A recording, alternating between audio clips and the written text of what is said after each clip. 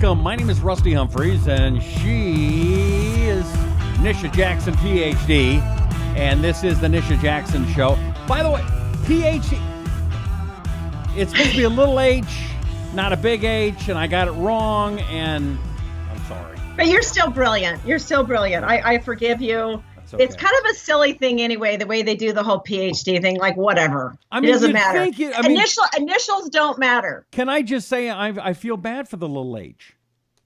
That's I do feel bad. It's not getting enough credit. It's not. It's not. I don't get it. It's not right. All right. So you had, okay, last time you were here, I don't know if you were hopped up on smack or...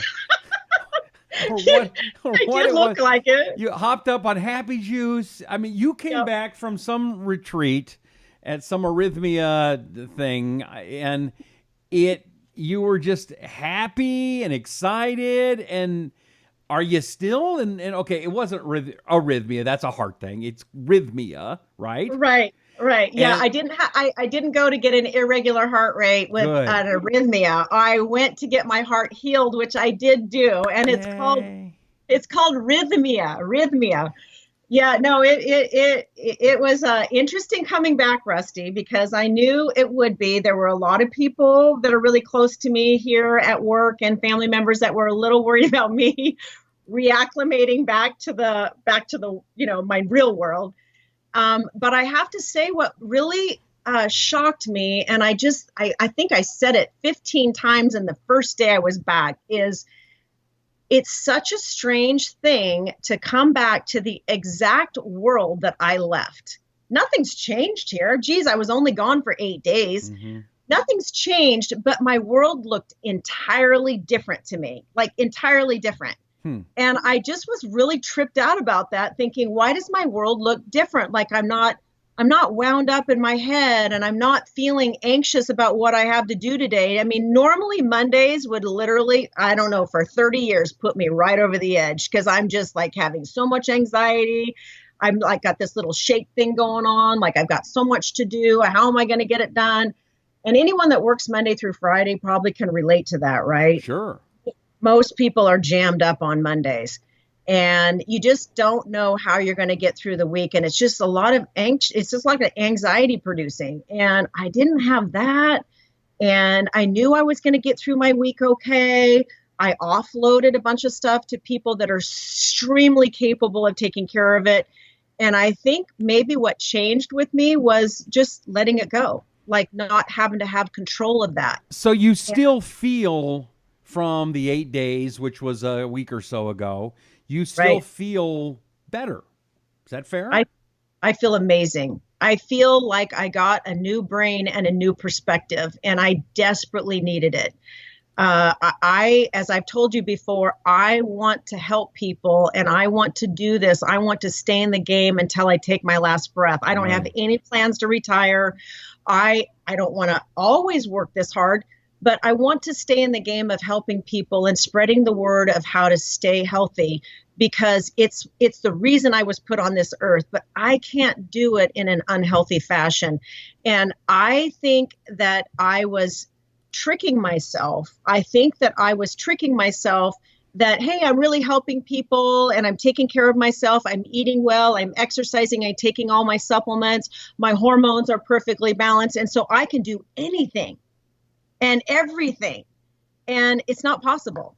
It's not possible. There has to be some limits. And you have to trust people to do things that will help you, and then let them take it. Even if they don't do it perfectly, like let them take it. So are you I don't want to say control freak, but is that one of your things? Yes, I'm a control freak. Yeah, you totally can say it. I'm a recovering control freak. And have you noticed it better since you've been back?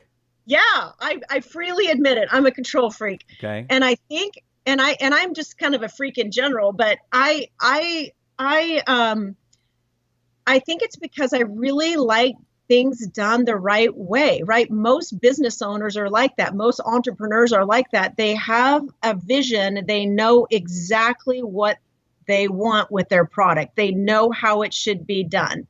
And so trusting people to help them with that, and letting people maybe not do it perfect and just let it be revised over time. it's a little bit of a brain scramble for me. And yet I found myself coming back saying, you know what, it's all right. What is the worst thing that can happen? It's going to be okay. This is not life or death if some process is not perfect. All right. So how did you get there? How did that come about? What happened to make that happen? Well, I know that's a good question. I really feel like at Rhythmia, it was a combination of many different modalities. It was, super clean eating, like we talked about on our last show, very high vibration foods, foods that were completely untouched by man. And I mean, foods from the ground, foods that walk around, foods from trees, nuts and seeds, just like whole 100% unaltered foods, which is really not what people are eating. So, for example, the sesame seeds on the Big Mac, because that's got meat, and then the seeds that comes from the plants. No. If I was sitting next to you, I'd smack you. Yeah, I guess that's probably not it. No. What? So yeah, so I think it's a combination of eating really well, really learning a lot of excellent ways of breathing, meditation, getting back into yoga, which I've not done for a couple of years, which I'm a huge proponent of, especially because it's so good for my body. Some of the plant medicine that we did, the workshops were so awesome. There was the work, every single workshop I did, I really learned something about, when you go to some conferences and you kind of go away, which is always typical for me. And I feel like 20% of what I heard, I can learn. This was like 110% of what I learned. It is applicable to me, and it was so helpful. So I really think it was all those things. That's awesome. Okay, what was the name of that place again? Rhythmia, and it's online. We had it online, yes, on the last show. You can hear all about it if you want to go back and look at the YouTube channel or listen to the podcast on iTunes or iHeartRadio or radio.com. You can get all the information for it there, right? Yeah, it's not for everyone. It's very intense. It's very healing. You've got to be willing and ready to take yourself and your life to the next level. And not everybody's ready for that, but I sure was, and I'm so grateful I went. It was really, really good for me. One of my good friends down in the Palm Springs area, he said to me, he goes, Nish, I think the whole world has ADD now. Like, why wouldn't the whole world have ADD? We've got all these devices we're plugged into and the sensory overload and all this input coming in. How in the world would we keep everything straight? And you know what? He's right. Yeah. We all have a form of ADD. And I shouldn't say we all, I'm kind of generalizing, but you know what I mean? It's like, no wonder we have brain jam with all of the input that's constantly, we can't even sit still for a second without grabbing our phone.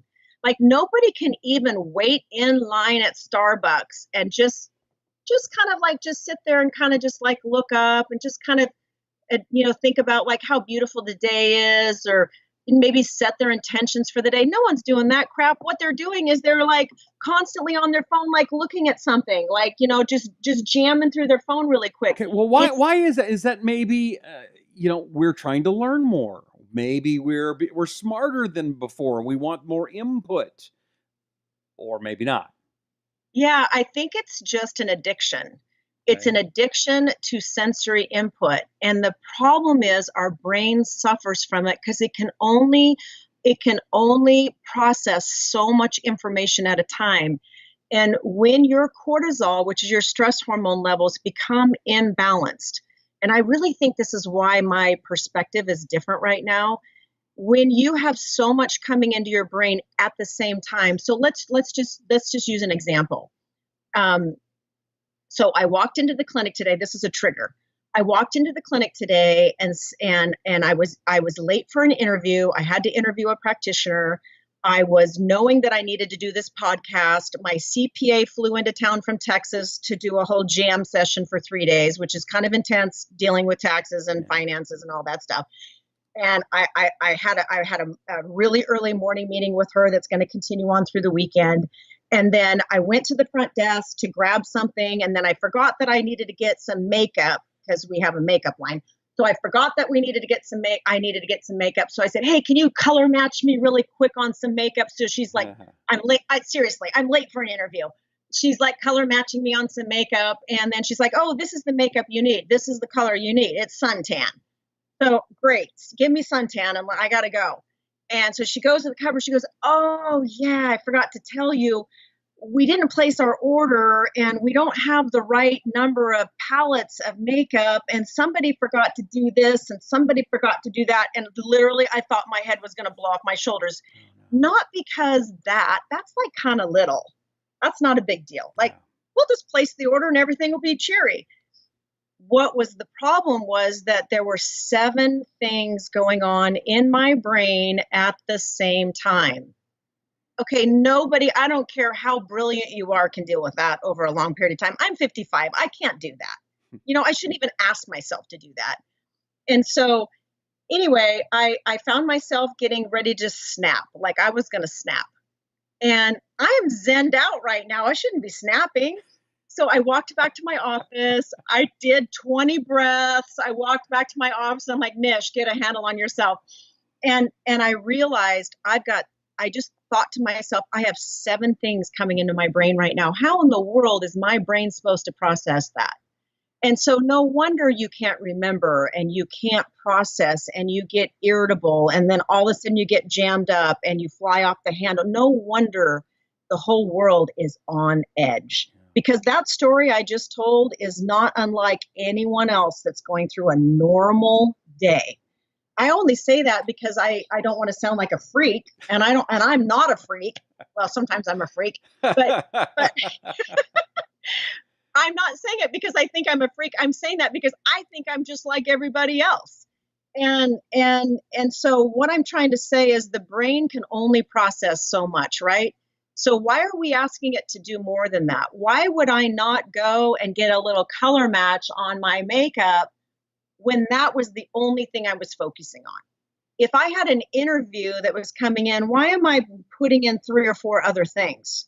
I should be completely mentally aware and present for that interview, like prepared and present.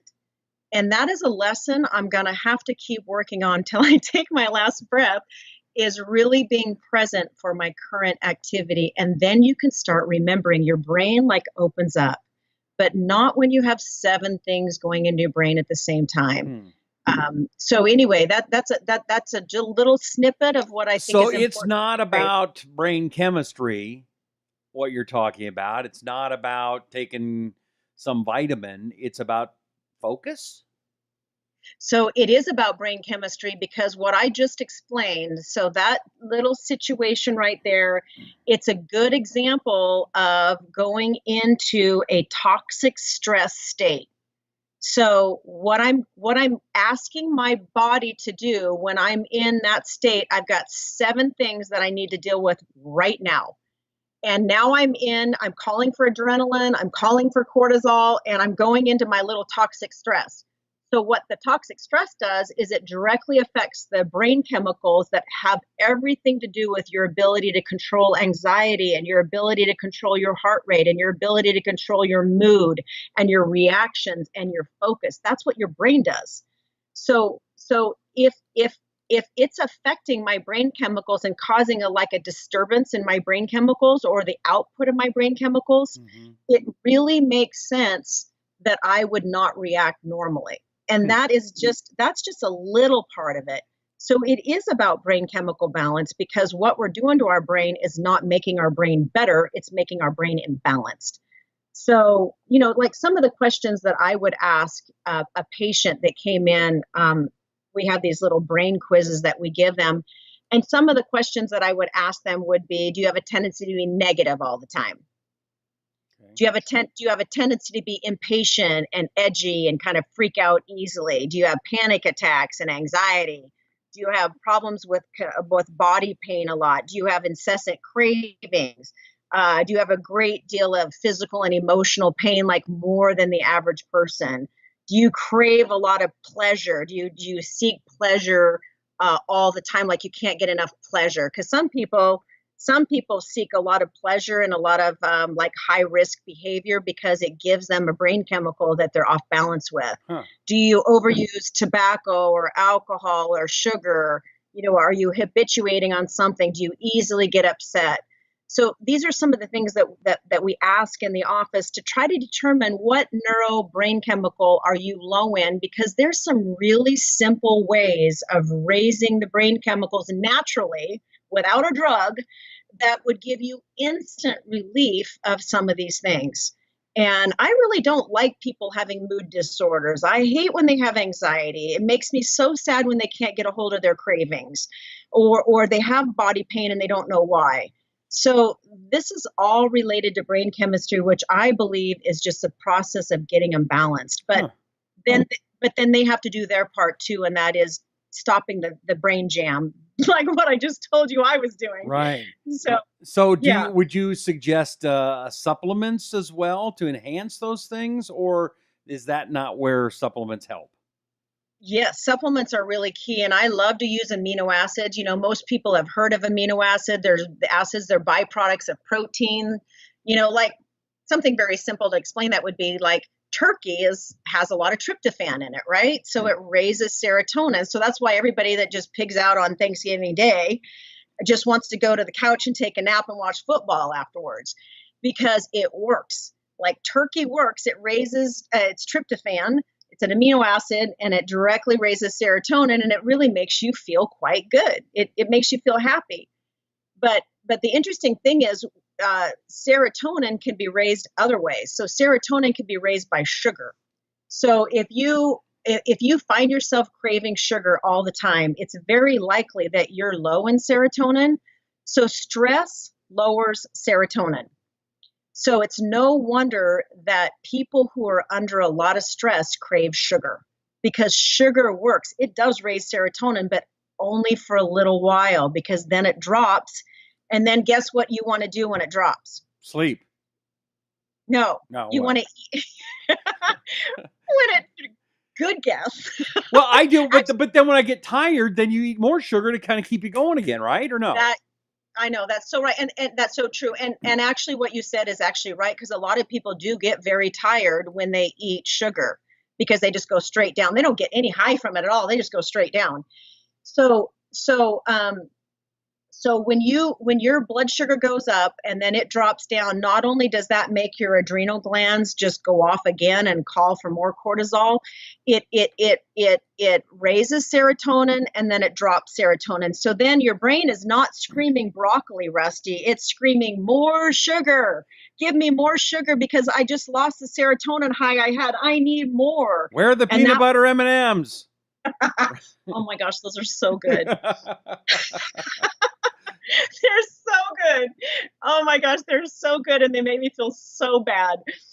Anyway, so that's why people have addictions, because the stuff that they're using does work. Alcohol raises serotonin and dopamine. It works, but only for a little while, and then levels drop down.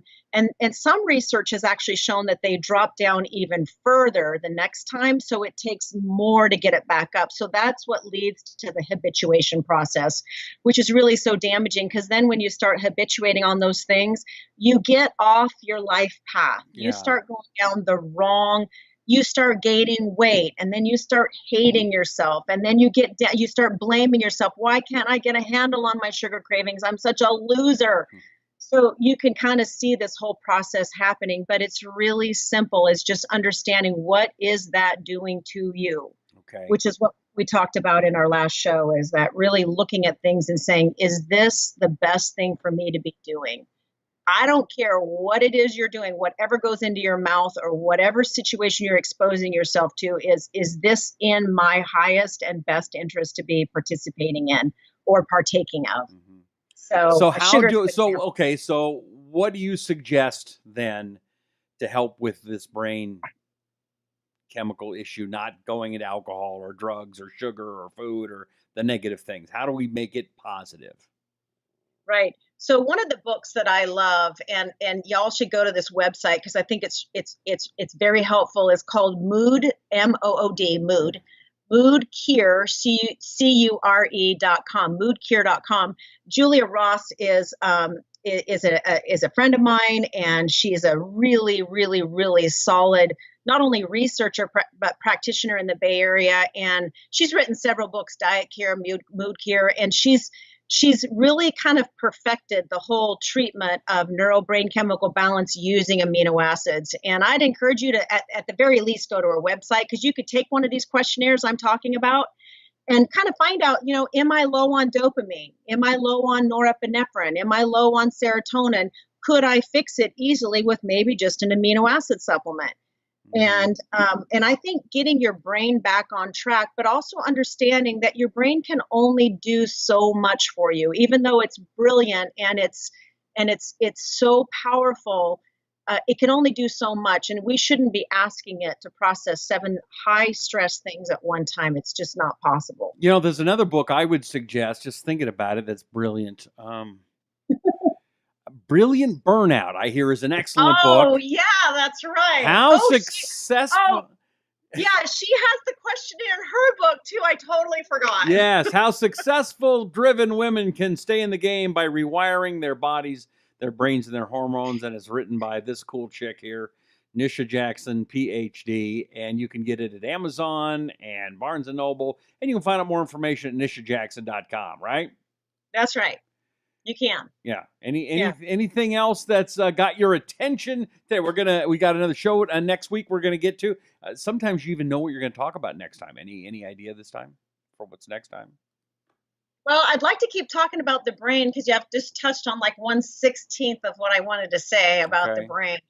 But anyway, I think it's really important that we just stay on the brain for a while, because I don't really know anyone that doesn't want better focus, better attention, less cravings, less anxiety, less depression, better sleep. I don't know one person that doesn't want all of that. So we got to keep teasing that out. There's so much more we can talk about with the brain. But I guess the take-home message here today is give your brain a break. Okay, don't jam your brain up with so much stuff and then expect yourself to remember things like your daughter's birthday. Don't expect to remember your daughter's birthday. Did you forget your daughter's birthday? You forgot your daughter's birthday, didn't you? No, I didn't. Okay, good. That was a gross exaggeration, but I have forgot very, very simple things that I really have no business forgetting, because I'm jamming my brain up.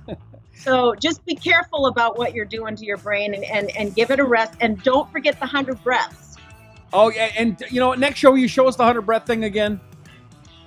Okay, I watched the video of me doing it last time, and I did look a little silly, but okay. Not now, next show. It's a teaser. Oh, it's a teaser. It's a teaser. All right, we're going to catch you. We're going to go 100 breaths next time and learn more about the brain with Nisha Jackson. Again, the website, nishajackson.com. That's it. And, of course, the book is Brilliant Burnout, How Successful Women Can Stay in the Game by Rewiring Their Bodies, Brains, and Hormones. She's Nisha Jackson, PhD. I'm Rusty Humphries, and we'll see you next time right here on The Nisha Jackson Show.